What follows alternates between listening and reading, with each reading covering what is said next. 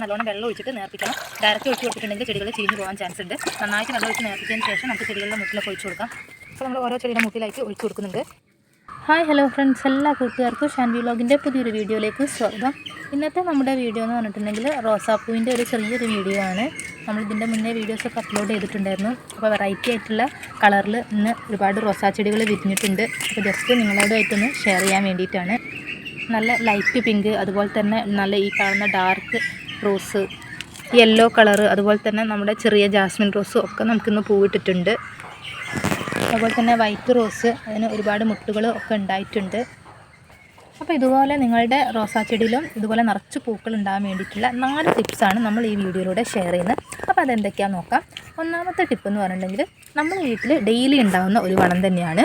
നമ്മൾ ചായ ഉണ്ടാക്കി കഴിഞ്ഞ് കഴിഞ്ഞാൽ ചായപ്പൊടിച്ചണ്ടി ഉണ്ടാവുമല്ലോ, അത് നമ്മുടെ ചെടിയുടെ മൂട്ടിൽ ഒഴിച്ചു കൊടുത്തിട്ടുണ്ടെങ്കിൽ ഇതുപോലെ തന്നെ നല്ല ഹെൽത്തി ആയിട്ട് റോസാ ചെടി ഉണ്ടാവുകയും ചെയ്യും. ഡെയിലി പൂക്കൾ ഉണ്ടാകുന്ന പാകത്തിൽ നമുക്ക് ഉണ്ടായി കിട്ടുന്നതുമാണ്. അതുപോലെ തന്നെ ഈ ചായപ്പൊടിച്ചണ്ടിയുടെ കൂടെ തന്നെ മുട്ടത്തോടൊക്കെ നമ്മൾ കളക്ട് ചെയ്ത് വെച്ചിട്ടുണ്ടെങ്കിൽ രണ്ടും കൂടി മിക്സ് ചെയ്തിട്ട് നമുക്ക് ഈ ചെടിയുടെ മൂട്ടിലൊക്കെ ഒഴിച്ചു കൊടുക്കാവുന്നതാണ്. അപ്പോൾ നമ്മൾ ഒരാഴ്ചയിൽ 2-3 ദിവസമെങ്കിലും ഇങ്ങനെ ചെയ്ത് കൊടുക്കാറുണ്ട്. പിന്നെ അടുത്തൊരു ടിപ്പ് എന്ന് പറഞ്ഞിട്ടുണ്ടെങ്കിൽ നമ്മളെ വീട്ടിൽ തന്നെ ഉണ്ടാകുന്ന പച്ചക്കറി വേസ്റ്റൊക്കെ നമ്മൾ ഒരു വലിയൊരു ബക്കറ്റിലാക്കിയിട്ട് ഡെയിലി കളക്ട് ചെയ്യുക. അത് നമുക്കിതുപോലെ തന്നെ ഒരു മാസമൊക്കെ ആവുന്ന നേരത്ത് അത് നന്നായിട്ട് നേർപ്പിച്ചിട്ട് നല്ലോണം വെള്ളമൊഴിച്ച് നേർപ്പിച്ചിട്ട് നമ്മൾ ഈ ചെടിയുടെ മൂട്ടിലൊക്കെ ഒരു മാസത്തിലൊരിക്കലോ 2 മാസത്തിലൊക്കെ ഒരിക്കലൊക്കെ ഇതുപോലെ ഒഴിച്ചു കൊടുത്തിട്ടുണ്ടെങ്കിൽ ഇതുപോലെ ഡെയിലി നമുക്ക് പൂക്കൾ ഉണ്ടായി കിട്ടുന്നതാണ്. നമ്മളങ്ങനെ അടുക്കള വേസ്റ്റ് എടുത്ത് വെച്ചിട്ടുള്ളതാണ്. അത് നമ്മൾ വെള്ളം ഒഴിച്ചിട്ട് നന്നായിട്ട് ഡൈല്യൂട്ട് ചെയ്തതിന് ശേഷം ചെടികളുടെ മൂട്ടിൽ ഒഴിച്ചു കൊടുക്കേണ്ടതാണ്. നമ്മൾ വെള്ളം ഒഴിച്ച് നേർപ്പിച്ചതിന് ശേഷം എന്തെങ്കിലും ഒരു സ്ട്രെയിനർ എന്തെങ്കിലും ഉപയോഗിച്ചിട്ട് ഇതുപോലെ വെള്ളം മാത്രം നമുക്ക് കളക്ട് ചെയ്തെടുക്കാവുന്നതാണ്. ഈ വെള്ളം വേണം നമ്മളെ ചെടികളുടെ മൂട്ടിലൊക്കെ ആയിട്ട് നമ്മൾ ഒഴിച്ചു കൊടുക്കാൻ വേണ്ടിയിട്ട്. ഇത്ര ഒരു നല്ലോണം ഡാർക്കായിട്ടായിരിക്കും നമുക്ക് ഈ ഒരു വെള്ളം കിട്ടുന്നത്. അത് നമ്മൾ നല്ലോണം വെള്ളം ഒഴിച്ചിട്ട് നേർപ്പിക്കണം. ഡയറക്റ്റ് ഒഴിച്ച് കൊടുത്തിട്ടുണ്ടെങ്കിൽ ചെടികൾ ചീഞ്ഞു പോകാൻ ചാൻസ് ഉണ്ട്. നന്നായിട്ട് വെള്ളം ഒഴിച്ച് നേർപ്പിച്ചതിന് ശേഷം നമുക്ക് ചെടികളുടെ മൂട്ടിലൊക്കെ ഒഴിച്ചു കൊടുക്കാം. അപ്പോൾ നമ്മൾ ഓരോ ചെടിയുടെ മൂട്ടിലായിട്ട് ഒഴിച്ചു കൊടുക്കുന്നുണ്ട്. ഇങ്ങനെ നമുക്ക് മാസത്തിലൊരിക്കൽ, അതുപോലെ തന്നെ അല്ലെ 2 മാസമൊക്കെ കൂടുന്ന സമയത്ത് നമുക്ക് ഒഴിച്ചു കൊടുക്കാം. ഇത് റോസാ ചെടികൾക്കെന്നല്ല, എല്ലാ തരത്തിലുള്ള ചെടികളായാലും അതുപോലെ തന്നെ വീട്ടിൽ പച്ചക്കറി കൃഷിയുള്ളവർക്കൊക്കെ ആയാലും ഇങ്ങനെ ചെയ്തു കൊടുക്കാവുന്നതാണ്. മൂന്നാമത്തെ ടിപ്പ് എന്ന് പറഞ്ഞാൽ റെഗുലറായിട്ട് പ്രൂൺ ചെയ്യുക എന്നുള്ളതാണ്. ഞാനത് ജസ്റ്റ് ഒന്ന് കാണിച്ചു തരാം. ഇതൊക്കെ നമുക്ക് റോസാ ചെടി ഉണ്ടായിട്ടുള്ളതാണ്.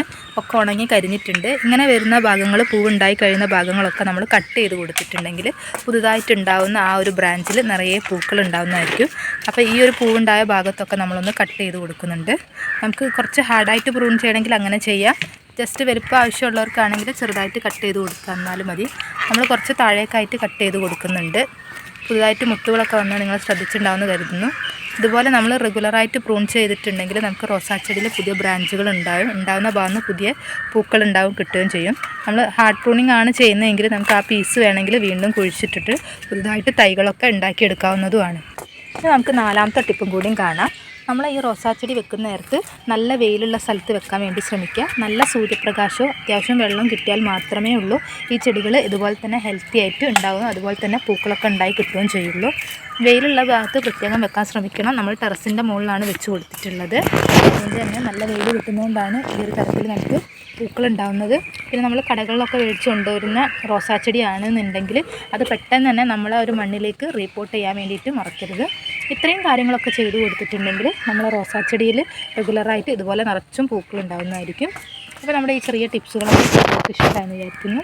ഇഷ്ടപ്പെട്ട നമ്മുടെ ചാനലൊന്ന് ലൈക്ക് ചെയ്യാൻ മറക്കരുത്. ഇതുപോലത്തുള്ള വീഡിയോസ് നിങ്ങൾക്ക് ഇഷ്ടമാണെങ്കിൽ നമ്മുടെ ചാനലൊന്ന് സബ്സ്ക്രൈബ് ചെയ്തോളൂ കേട്ടോ. അപ്പോൾ നമ്മുടെ വീഡിയോ വൈൻഡപ്പ് ചെയ്യാണ്. അപ്പോൾ എല്ലാ കൂട്ടുകാർക്കും ബൈ ബൈ.